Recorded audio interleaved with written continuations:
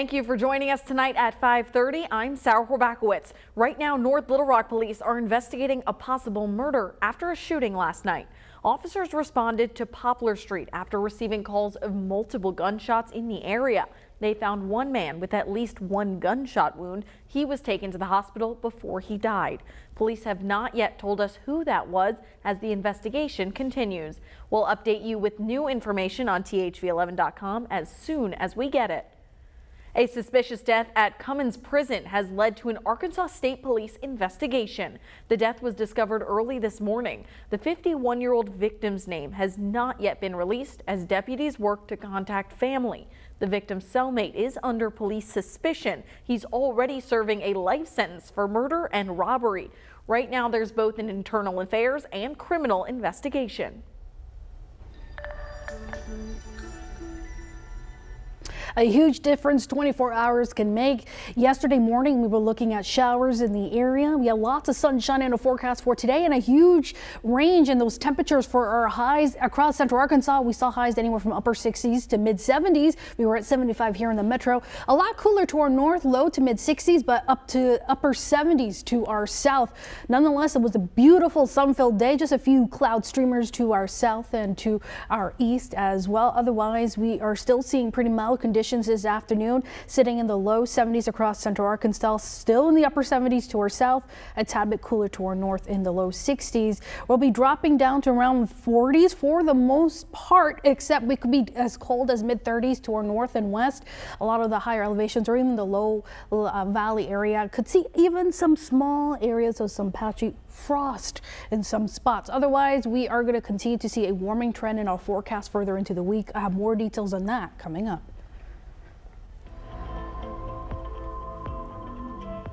Disaster relief organizations are still helping Arkansans recover from the March 31st tornado. But with this week marking 1 month since the storm, some agencies are packing up. Frederick Price shows us what's next.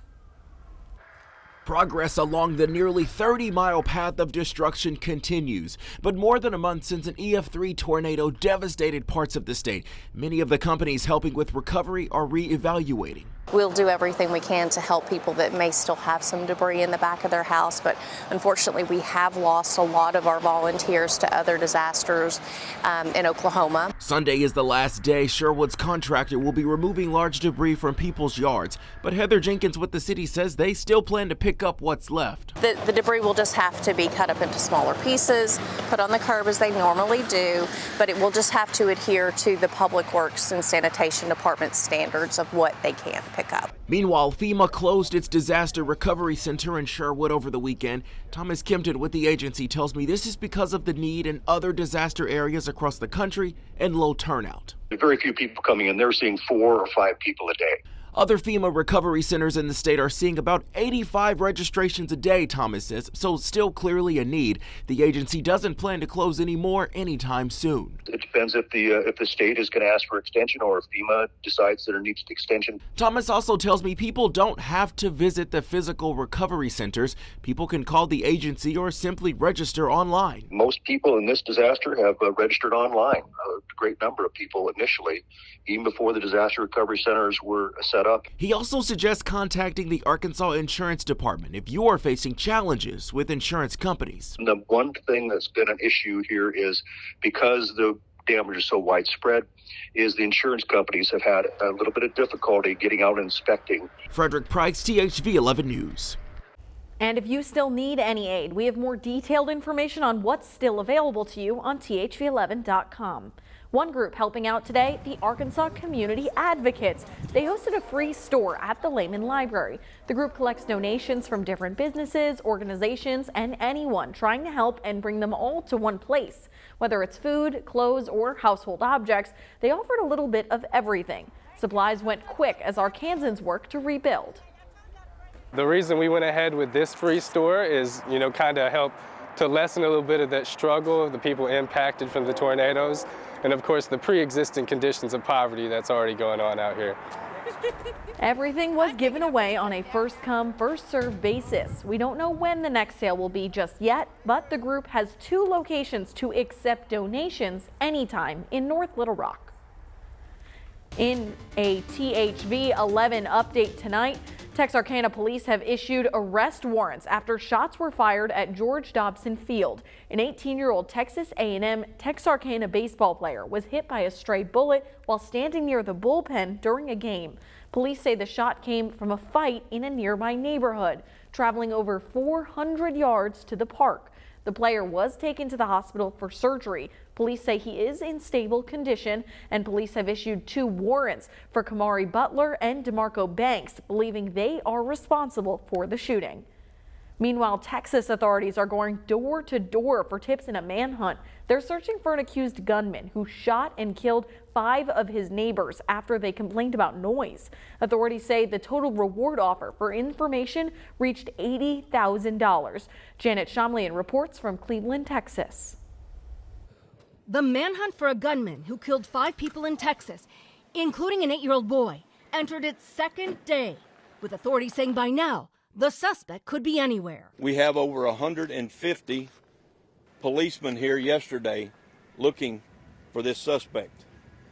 Today, it's well over 200, and more officers from other agencies are coming in. San Jacinto County Sheriff Greg Capers said the search is widened in the town of Cleveland, north of Houston. Authorities say the alleged gunman, 38-year-old Francisco Oropeza, gunned down his neighbors close to midnight Friday after they asked him to stop firing off rounds in his yard. 5 people died in my county, and that is where my heart is. Investigators found clothing and a phone while combing a rural area that includes dense layers of forest. But tracking dogs lost the scent. We're asking everyone for your help so we can bring this suspect, or this monster, I will call him, to justice.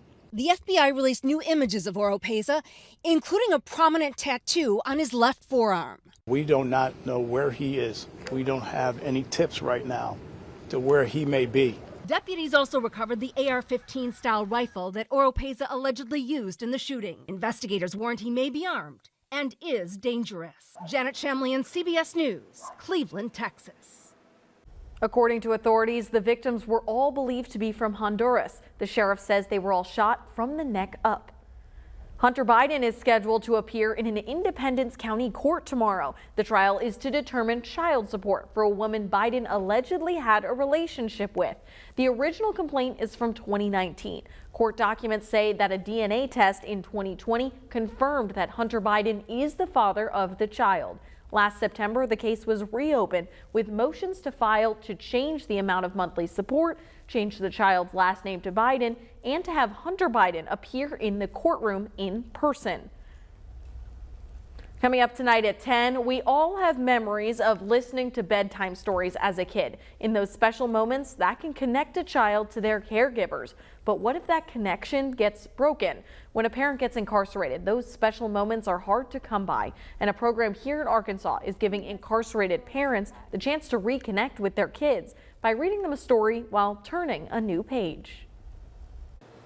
If I could go back and change things, I would. But it's helped me grow a lot and realize that they're my #1 priority, and that's all that matters is them. You don't want to miss this heartfelt story from our very own Craig O'Neill tonight right here on THV 11 News at 10. Some families lost everything in the tornadoes 1 month ago. We're going to take a look at how one family is rebuilding in a new place after the destruction. Corrales? Well, after all the rain that we saw last week, we're going to enjoy a nice, quiet, and dry stretch of weather as we enter the month of May. A full check of your forecast is coming up in minutes.